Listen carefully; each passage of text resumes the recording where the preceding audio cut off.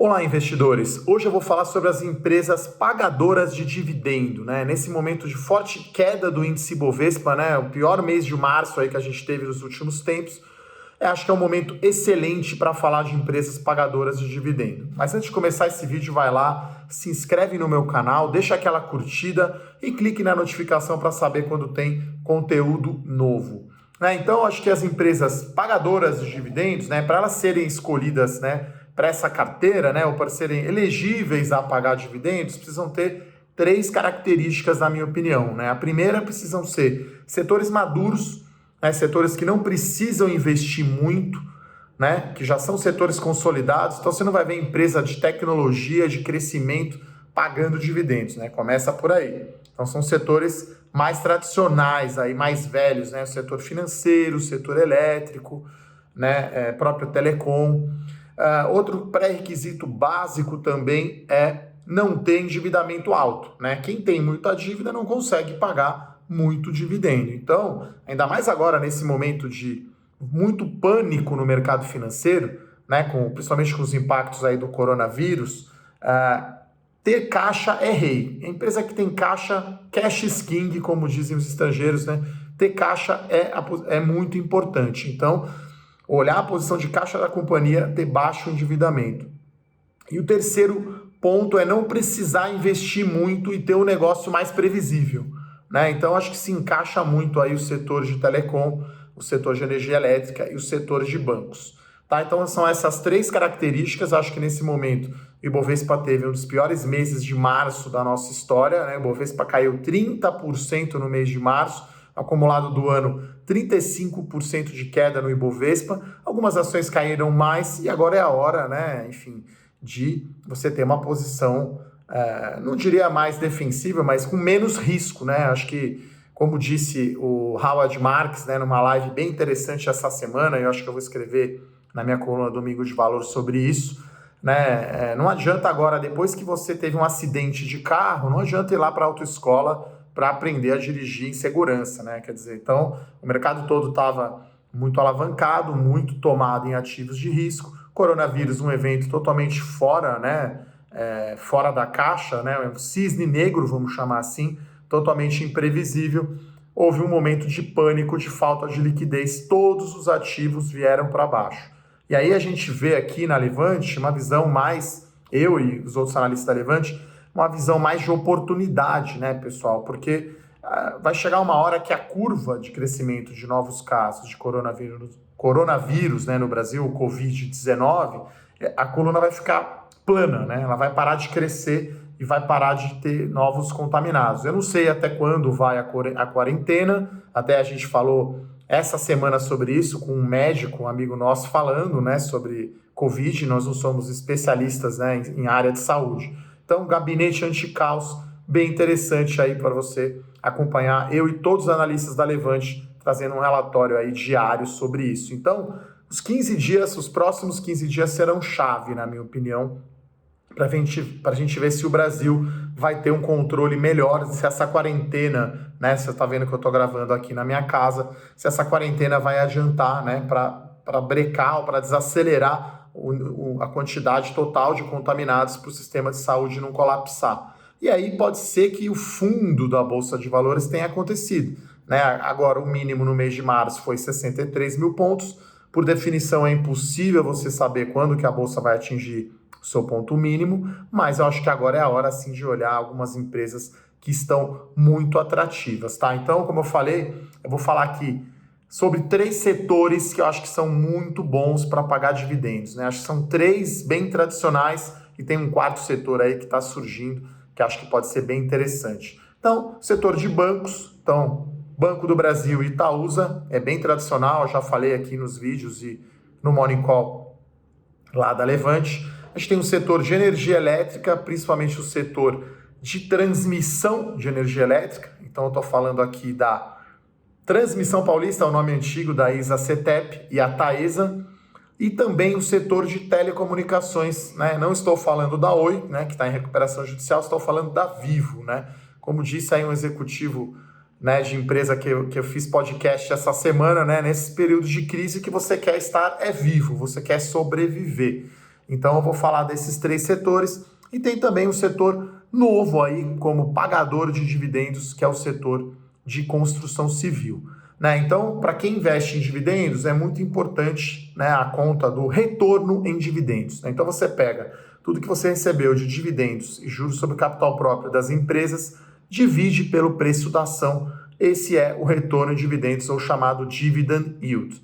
Né? Então, esses retornos lá em dezembro, né? Então, pegando aqui Itaúsa, por exemplo, e Banco do Brasil, a Itaúsa tinha um dividend yield de 7% e o Banco do Brasil 5%. O que aconteceu esse ano? Né? A Itaúsa está caindo 40% o preço das ações, o Banco do Brasil caindo 50%. Né? Então, como eu não acho que vai ter uma forte queda no resultado, né, no lucro, tanto de Banco do Brasil quanto de Itaúsa, o retorno em dividendos dessas duas empresas ficou muito atrativo. Né? Então, no preço atual agora, Itaúsa está dando um dividend yield de 9,4%, o Banco do Brasil 10,5%. Né? Só lembrando que a gente está vivendo agora um momento de taxa Selic baixa. Né? Então, a Selic está em 3,75%, a taxa de juros. Então, 200% do CDI é 6,5% ao ano só, pessoal. É muito baixo, né?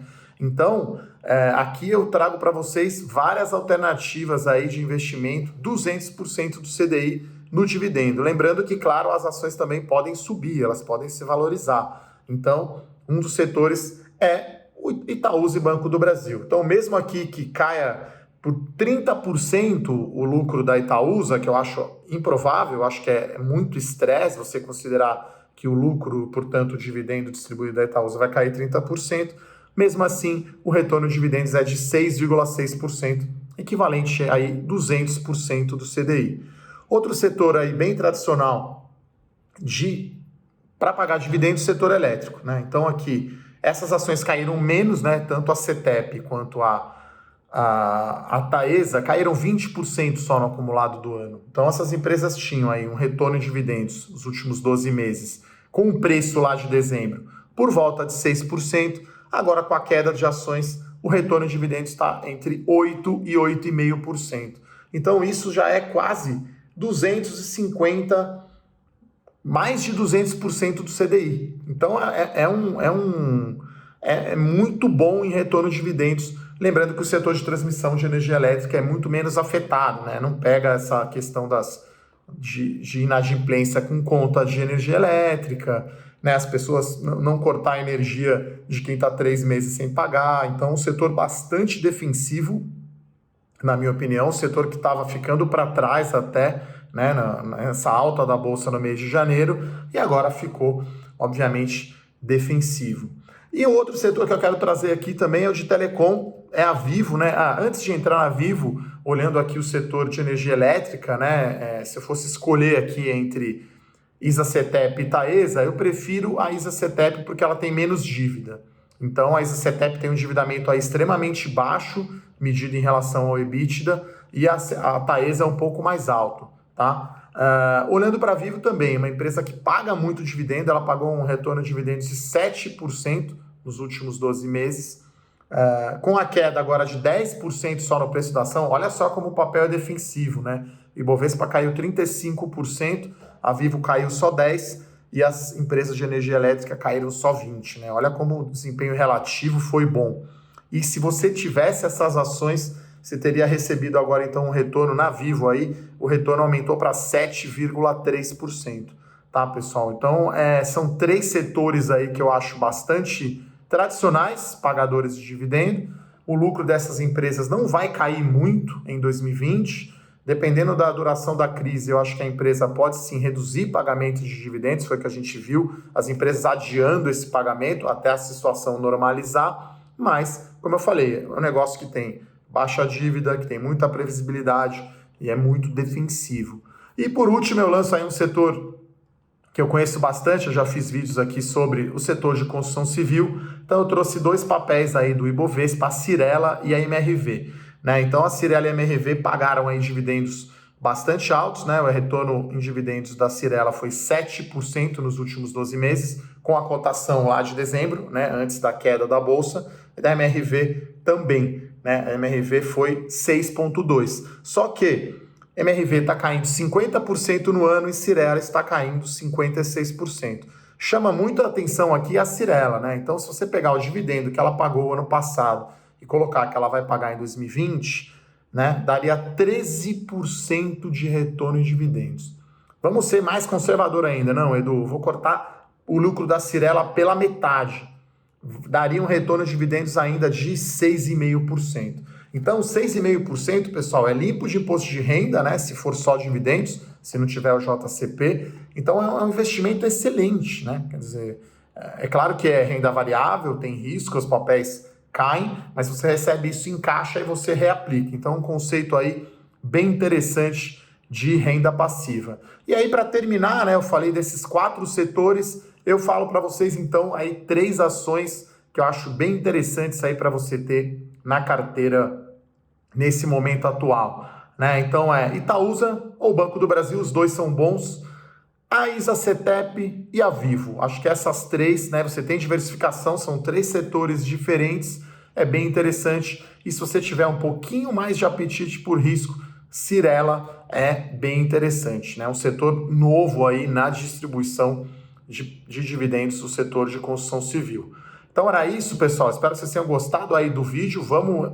Acho que nunca a estratégia de dividendos foi tão interessante, nunca foi tão, né? As ações nunca estiveram tanto na promoção. Então, 3 ações aí para você ter que pagam dividendos. Então, Itaúsa, que é a referência, não tem risco de governo, que tem o Banco do Brasil, Vivo e ISA-CETEP, antiga Transmissão Paulista.